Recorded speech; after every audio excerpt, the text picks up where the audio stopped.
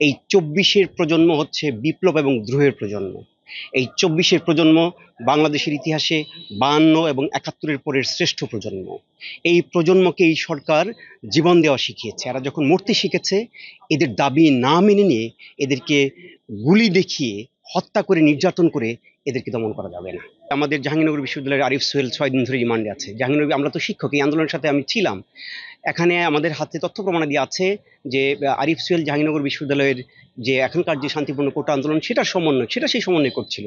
তাকে প্রথমত গুম করা হয়েছিল এবং তারপরে তাকে আমরা জানতে পেরেছি তাকে সেতু ভবনে আগুন দেওয়ার মামলায় তাকে আটক দেখানো হয়ে ৬ দিনের রিমান্ডে নেওয়া হয়েছে। তাহলে জাহাঙ্গীরনগরের যে আন্দোলন কর্মসূচিতে ব্যস্ত থাকলো, সে কিভাবে সেতু ভবনে গিয়ে আগুন দিল?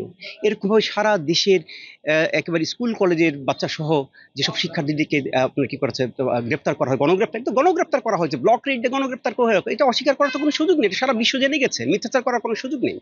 ফলে আমি যেটা বলবো সেটা হচ্ছে, মিথ্যাচার না করে ভুল স্বীকার করতে হবে, দায় দায়িত্ব নির্ধারণ করতে হবে প্রত্যেকটি হত্যাকাণ্ডের। আমি তো মনে করি এখন এই হত্যাকাণ্ডের আন্তর্জাতিক তদন্ত হতে হবে। আপনারা ইতিমধ্যে জেনেছেন ইউনিসেফ তারা কনসার্ন ব্যক্ত করেছে, তাদের এই অন্তত ৩০-৩২ জন শিশু কিশোরকে হত্যা করা হয়েছে। ফলে এই হত্যাকাণ্ডগুলোর আন্তর্জাতিক তদন্ত হওয়া উচিত। প্রত্যেকটি হত্যাকাণ্ডের পিছনে যেই জড়িত থাকবে তাকেই সর্বোচ্চ শাস্তির আওতায় আনতে হবে, কেমন? এবং ইমিডিয়েটলি মিথ্যাচার বন্ধ করে দায় স্বীকার করতে হবে, কার কতটুকু দায়িত্ব সেটুকু স্বীকার করে নিতে হবে। এবং শিক্ষার্থীদের উপর আজকের মধ্যেই সকল প্রকার নির্যাতন বন্ধ করতে হবে এবং যাদেরকে গ্রেফতার করা হয় তাদেরকে নিঃশর্তভাবে সকল মামলা প্রত্যাহার করে তাদেরকে এখনই মুক্তি দিতে হবে। আদারওয়াইজ তো শিক্ষার্থীরা ঘরে ফিরবে কিভাবে? I think it is too late and too little. এই কাজটি আর অনেক আগেই হতে পারত। তবুও তার যে বোধোদয় হয়েছে, আমি এটাকে পজিটিভলি দেখছি। এবং শিক্ষার্থীরা আপনারা দেখেছেন যে শিক্ষার্থীদের যে ন্যায্য আন্দোলনটি শুরু হয়েছিল, সেটা সরকার সহিংসভাবে দমন করতে গিয়ে যে রক্ত ঝরিয়েছে, শিক্ষার্থীদের বুকে যেই রক্তক্ষরণ চলছে, শিক্ষার্থীরা তাদের যে ভাই হারানোর বেদনায় জ্বলছে, সেই আগুন যদি সরকার নেভাতে পারে, আমি সেটাকে অবশ্যই সাধুবাদ জানাবো।